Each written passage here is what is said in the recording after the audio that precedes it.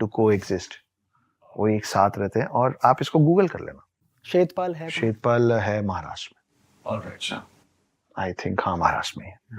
और मैं वहाँ गया हूँ, छोटे तो छोटे आपने देखा है मतलब? मैंने घर देखे, और हर घर में, एंड व्हेन आई से हर घर, वो बोलने वाला नहीं, लिटरली हर घर में। मतलब जैसे हम लोग घर बनाते हैं ना, तो हम ईशान को छोड़ के रखते हैं क्योंकि हमको वहाँ मंदिर बनाना होता है। इस गांव के हर घर में एक बिल बनाया जाता है एक सांप के लिए। जब खाना बनता है तो सांप के लिए, जैसे आप एक डॉग पालते हैं तो you take care of that dog ना, कि भाई दूध रोज देना है, तो सांप का ख्याल रखा जाता है। तो वैसी कुछ कहानी है कि भाई हमारे साइड में ऐसा है, और उसकी मान्यता भी वहीं से आती है, क्योंकि नाग एक ऐसी चीज है, नाग एक ऐसा जानवर है जो शिव जी के गले में है और विष्णु जी के साथ हमेशा रहता है। तो जब विष्णु जी जब राम बने थे, तो लक्ष्मण जो थे वो शेषनाग थे। जब विष्णु जी कृष्ण बने थे, अच्छा, तो ये बड़ी इंटरेस्टिंग सी बात है कि पहले रामायण हुआ, त्रेता युग में रामायण काल आया, तो विष्णु जी राम बने और शेषनाग बने लक्ष्मण। तो जब पूरा रामायण खत्म हुआ तो वापस गए, तो शेषनाग बड़े नाराज थे। बोले आप बड़े भाई बन गए, मेरी कुछ चलने नहीं दिए, सब आपके मन की हुई, सब ये एंड के बाद, एट द एंड, मतलब वापस जाने के बाद रामायण काल खत्म हो गया, राम और लक्ष्मण वापस अपने असल अवतार में विष्णु और शेषनाग के रूप में आ गए। तो वो शिकायत किए विष्णु जी को कि बहुत गलत है, आप बड़े भाई बन के वहां चला रहे हैं अपनी, मेरी कोई सुन ही नहीं रहा है। तो मुस्कुराए विष्णु जी, बोले कि कोई बात नहीं, अगली बार चलेंगे ना तो आप बड़े भाई बन जाना। तो फिर जब कृष्ण बन के आए तो बड़े भाई बलराम थे, दाऊ, तो वो शेषनाग थे, है ना। तो ये दोनों में, शिव में, और हालांकि ये दोनों नाग अलग अलग हैं। शिव जी के जो गले में वो वासुकी हैं, और विष्णु जी जिस पे विराजमान होते हैं, लेटते हैं, वो शेषनाग है। शेषनाग के पीछे और एक बहुत अच्छी इंटरेस्टिंग कहानी है। तो शेषनाग जब सागर मंथन हुआ था, तो वो जो पहाड़ को उल्टा किए थे, उसके नीचे तो विष्णु जी खुद लगे थे, वो टर्टल के शेप में, कछुए के शेप में, और जो उसका मंथन करना था ना, सागर मंथन, तो एक तरफ सारे दानव पकड़े हुए थे, दूसरी तरफ सारे देव पकड़े हुए थे। तो पकड़े क्या हुए थे, रस्सी नहीं थी, वो शेषनाग को पकड़े थे, वो शेषनाग को घुमा रहे थे। और शेषनाग को शेषनाग इसलिए कहते हैं क्योंकि हमारे में 4 युग होते हैं, सतयुग, त्रेता युग, द्वापर युग और कलयुग। आप मेरा हाथ जरूर देखिएगा कि सतयुग, त्रेता युग, द्वापर युग, कलयुग और फिर सतयुग, ये शेप बन रहा है डमरू का। और जब आप इसको बार बार चलाते जाएंगे ना, तो ये शेप बन जाएगा इन्फिनिटी का, है ना। तो हमारे पास कलयुग के बाद वापस सतयुग शुरू होता है, और जब कलयुग में सब खत्म हो जाता है ना, तो जो एक नाग बचता है ना, जो एक नाग शेष बचता है, शेष मतलब होता है रिमेनिंग, वो है शेषनाग, कि उसका ना अंत है ना उसकी शुरुआत है, वो शेषनाग है। तो सर ऐसा हो सकता है कि ये कलयुग दोबारा आया हो कभी पहले, मतलब कलयुग जैसे अभी चल रहा है, मतलब ये कौन सी साइकिल? तो ये कौन सी किसी और साइकिल का हो? तो इस पे मैं आपको एक और इंटरेस्टिंग बात सुना। तो ये जो 4 काल हैं, हाँ, देखिए वेस्टर्न कल्चर जो है ना, उसमें वो लोग मानते हैं कि टाइम लीनियर होता है। वेस्टर्न कल्चर में माना जाता है कि टाइम लीनियर होता है, हमारे में कहते हैं कि काल चक्र होता है। आप डिफरेंस ऑफ बिलीफ देख रहे हैं कि उनके लिए टाइम ऐसे चलता है और हमारे लिए टाइम ऐसे चलता है। हमारे लिए टाइम साइक्लिक है, जो मैंने अभी आपको बताया कि कलयुग के बाद फिर सतयुग आएगा, तो फिर से चालू होगा, है ना। आपके कमरे में लगी घड़ी, आपके हाथ में पहनी घड़ी गोल होती है, मतलब टाइम साइक्लिक होता है, टाइम बार बार घूम के आता है। तो मैंने 2 लाइनें लिखी थी कि जहां से चले थे फिर वहीं आकर ठहरे हैं, एक उम्र लग गई समझते कि दुनिया गोल है।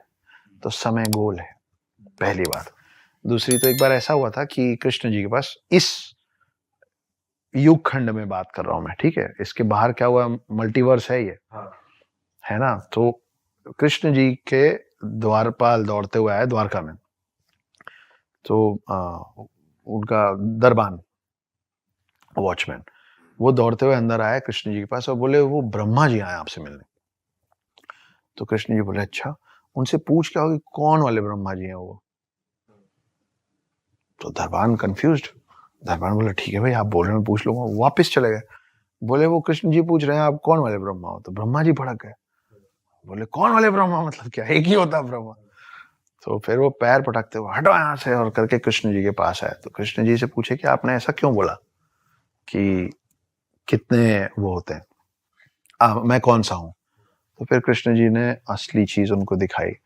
तो जब कृष्ण जी ने उनको सारे रेल्म्स खोल दिए ना, तो ब्रह्मा जी ने देखा कि बहुत सारे लोग स्वान पे बैठ बैठ के उड़ रहे हैं, 4 सिर वाले। तो बहुत सारे ब्रह्मा थे और सब आके फिर नतमस्तक हुए कृष्ण जी के, क्योंकि कृष्ण तो विष्णु अवतार है। तो ब्रह्मा जी को समझ में आया कि oh shit, I am not the only one, we have more. और ऐसी दूसरी बड़ी इंटरेस्टिंग कहानी रामायण से जुड़ी आती है। तो आपका जो सवाल है ना कि टाइम साइक्लिक है और हम कहाँ हैं, हम मतलब कितनी बार ये कौन सी साइकिल है, तो ये तो हनुमान जी को भी नहीं पता है, तो हमको तो पता ही नहीं हो सकता कैसे। तो क्या है, हनुमान राम के बहुत बड़े भक्त है ना, वो मतलब वो उनके बिना जीना ही नहीं चाहते। लेकिन जब रामायण खत्म होता है तो राम को तो वापस जाना है विष्णु अवतार में, लेकिन हनुमान जो है वो 7 इमॉर्टल 7 चिरंजीवी में से एक है, तो उनको तो युग में यहीं रुकना है इसी पृथ्वी में। अब ये तो नियति है कि राम को जाना ये भी नियति है और हनुमान को रुकना ये भी नियति है, लेकिन हनुमान इतने बलशाली हैं कि उनको समझाए कौन? वो तो राम के लिए राम से भी लड़ने को तैयार हैं, है ना। तो राम क्या करते हैं कि तो ऐसा इस बार भी हुआ कि त्रेता युग में राम को वापस लौटना था। हनुमान बोले हो ही नहीं सकता प्रभु, या आप यहाँ रहेंगे या मैं आपके साथ चलूंगा, मैं आपकी सेवा करूंगा। तो उन्होंने जमीन पे एक छोटा सा क्रैक बनाया जब हनुमान नहीं देख रहे थे, तो राम ने, और उन्होंने अपनी एक अंगूठी उतारी और उसके अंदर गिरा दी। और राम जी ने बोला कि उप्स, हनुमान मेरी अंगूठी गिर गई, प्लीज ले आइए। हनुमान सूक्ष्म रूप में उस क्रैक के अंदर घुस गए। अब वो जाते गए वो पाताल लोक में पहुंच गए। पाताल लोक में उनको शेषनाग मिले। तो शेषनाग बोले यहाँ क्या कर रहे हैं आप महाराज? तो बोले वो मेरे राम की अंगूठी गिर गई, ढूंढ रहा हूँ, मिल ही नहीं रही है। तो शेषनाग मुस्कुराने लग गए।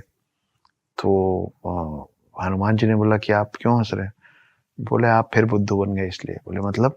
बोले वो देखिए, जब वो पलटे ना तो वहां अंगूठियों का पहाड़ बना हुआ था। तो हर बार त्रेता युग में राम ऐसे ही बुद्धू बना के हनुमान को छोड़ जाते। देखिए जो 7 चिरंजीवी हैं, कईयों को उनका नाम भी नहीं पता, इसलिए मैं बता देता हूँ। हनुमान, परशुराम, अश्वत्थामा, कृपाचार्य, वेद व्यास जिन्होंने महाभारत लिखी है, रावण का भाई विभीषण, और राजा बलि। बाली सुग्रीव वाला बलि नहीं, राजा बलि सतयुग से आता है, उसकी अपनी कहानी, जिसके चक्कर में विष्णु जी ने वामन अवतार लिया था। ये 7 लोग हैं, ठीक है। तो ये सातों चिरंजीवी हैं, इमॉर्टल्स हैं, है ना। ये जब जब आए तब तब से अभी। और ये सातों कहाँ अभी मतलब पाताल वो अर्थ पे ही हैं। उसके लिए आपको द हिडन हिंदू पढ़नी पड़ेगी। अच्छा। क्योंकि मेरी कहानी का जो वन लाइनर है वो यही है कि एक आदमी 2020 में पकड़ में आया है जो ये कह रहा है कि मैं देवभूमि भारत में सतयुग से हूं, ना मेरी उम्र बढ़ती है ना मैं मरता हूं। ये एक्चुअली आदमी है। पढ़िए, मैं रामायण का हिस्सा भी रहा हूं और महाभारत का भी, मैं राम से भी मिला हूं और कृष्ण से भी, और मैं वो 8वां चिरंजीवी हूं जिसके बारे में दुनिया ने अब तक सुना नहीं है, और मैं ढूंढ रहा हूं 7 चिरंजीवियों को जिनके बारे में हम थोड़ा बहुत जानते हैं। मेरे मन में कभी कभी ये सवाल आता है कि जब ट्रूथ एक है ना, ट्रूथ एक है, और यहाँ इंडिया में भारत में इतने सारे उसके प्रमाण भी है। ऐसे क्लिप्स में ऐसी वीडियोस में तो फटाफट जाइए प्लेलिस्ट पे बिंज वॉच कीजिए और सारी वीडियोस देख डालो और मौज काटो। That is it. हम मिलेंगे नए पॉडकास्ट में, नए क्लिप में। Till then bye bye, see you, take care, do subscribe.